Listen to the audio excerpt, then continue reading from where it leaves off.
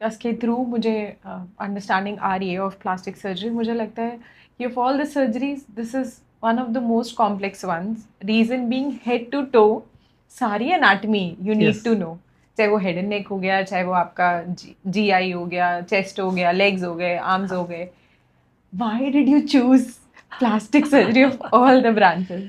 ओह, so ये बहुत ही मतलब very close to my heart question है. So when I was in my graduation days, so graduation किया तो इतना मुझे समझ में आया था ग्रेजुएशन करने के बाद कि यार medical like pure clinical medical वाला पार्ट जहाँ पे दवाइयाँ लिखते हैं वो पार्ट शायद मैं नहीं कर पाऊँगा, बिकॉज मैं उस तरह का मेरा एटीट्यूड नहीं है. सो देन जब मैंने पोस्ट ग्रेजुएशन के लिए तैयारी की तो सर्जरी को मैंने ऐसे जनरल सर्जरी को अपना एक फील्ड चुना. और जब जनरल सर्जरी के बाद भी जनरल सर्जरी एक बहुत ब्रॉड डोमेन है, उसके अंदर से मल्टीपल सुपर स्पेशलिटीज़ निकलती हैं, like cardiac surgery, neuro surgery, paediatric surgery and onco surgery. तो दीज आर द सर्जरीज जो निकलती हैं. सो जब मैंने पहली बार अपना एग्ज़ाम्स इनके लिए दे तो मुझे टच वुड बहुत सारे जगह से मैं ऑप्शंस मिले. लाइक आई रिसेंटली मैं कुछ कल अपना एक डॉक्यूमेंट्स देख रहा था तो मेरे पास एक जॉइनिंग लेटर था एक न्यूरो सर्जरी के ऑर्गेनाइजेशन के लिए. मुझे न्यूरो सर्जरी भी एक जगह से ऑफर हुआ था. तो न्यूरो सर्जरी भी देखा मैंने एंड पीडियाट्रिक सर्जरी भी देखा, CTBS भी मैंने सोचा. बट जब मैंने इन डेप्थ अपने से एनालिसिस किया कि यार मैं क्या करना चाहता हूँ, क्या ऐसी चीज़ है, तो मुझे लगा कि शायद लोगों की लाइफ में ट्रांसफॉर्मेशन करने में जो खुशी है ना, वो शायद सबसे ज़्यादा प्लास्टिक सर्जरी में है. कि फिज़िकल ट्रांसफॉर्मेशन डेफिनेटली ये आपको भी नज़र आता है, मतलब कि आप देखते हो कोई फिज़िकली एकदम से ट्रांसफॉर्म हो गया, वो एक चीज़ है जो आपको बहुत खुश करती है. किसी कैंसर से किसी पेशेंट को निकाल देना और उसके बाद एक उसको नॉर्मल लाइफ दिला पाना, नॉर्मल लाइफ जैसा रह पाना, वो एक बहुत चीज़ है.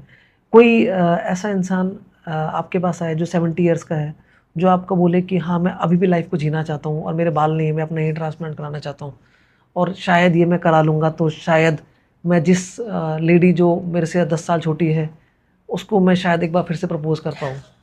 सो वो मैं वो जो खुशी है ना, तो मैंने ये एनालाइज़ किया कि ये जो सारी खुशियाँ हैं ये प्लास्टिक सर्जन से अच्छा कोई नहीं दे सकता है. ठीक है. सो इसीलिए मैंने ये फील्ड चुना कि ये एक ऐसा फील्ड है जहाँ पे आप लोगों को नई ज़िंदगी भी देते हो, खुशी भी देते हो, ट्रांसफॉर्मेशन भी देते हो और एक होलिस्टिक एटीट्यूड है. ऐसा नहीं है हम किसी एक पर्टिकुलर ऑर्गन सिस्टम से जुड़े हुए हैं, हम हेड टू टू सब कुछ कर रहे हैं. एक और कहावत है जैसे हमारी मेडिकल फील्ड में कि अगर कोई सर्जरी में ये समझ नहीं आ रहा कि क्या करना है तो किसी प्लास्टिक सर्जन को बुलाओ. वो उस सर्जरी में क्या और कर सकते हैं, उसको और कैसे बेहतर बना सकते हैं, वो ज़रूर बता देगा.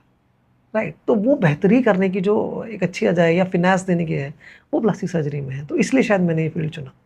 तो मैंने इंट्रोडक्शन में ठीक कहा था that you come from the land of Venus, क्योंकि हमारे माइथोलॉजी में भी जो हम पढ़ते हैं तो सिर्फ शुक्राचार्य ऐसे गुरु थे जिनके पास वो मृत संजीवनी विद्या थी ओके. एंड मोस्ट कॉम्प्लेक्स जो भी चीज़ें सॉल्व करने की एबिलिटी थी Shukracharya had Yes. All the yes. Technicalities Yes. Mixed with beauty. Yes. So यही है कि क्योंकि देखो ऐसा नहीं है कि मेडिकल सर्जिकल फील्ड में अगर देखें बहुत मतलब सब मतलब नो डिसरेस्पेक्ट टू एनीबडी, सबके फील्ड बहुत अच्छे हैं. आप न्यूरो सर्जन को देखो बहुत ही कॉम्प्लेक्स काम करते हैं, माइक्रोस्कोप के अंदर घंटों लगे रहते हैं. आप GI सर्जन्स को देखो रोबोटिक सर्जरीज करते हैं, नई नई चीज़ें ईजाद कर रहे हैं. लेकिन प्लास्टिक सर्जरी में जो चीज़ें आप ट्रांसफॉर्म करते हो ना, वो चीज़ें 1 मिलीमीटर का ट्रांसफॉर्मेशन भी नज़र आता है. और वो जब वो नज़र आता है और आपके लिए आपको जब उसका कॉम्प्लीमेंट मिलता है, वो चीज़ है जो आपको दिल को छूती है. तो आपको और प्रेरणा देती है नया करने की, नया इनोवेशन करने की, और अच्छा क्या करें कि ये इंसान और सुंदर हो जाए, या और इस कैंसर को और ऐसे कैसे इसको मॉडिफाई करें इस चीज़ को कि लोग की शेप एज नॉर्मल एज हो जाए.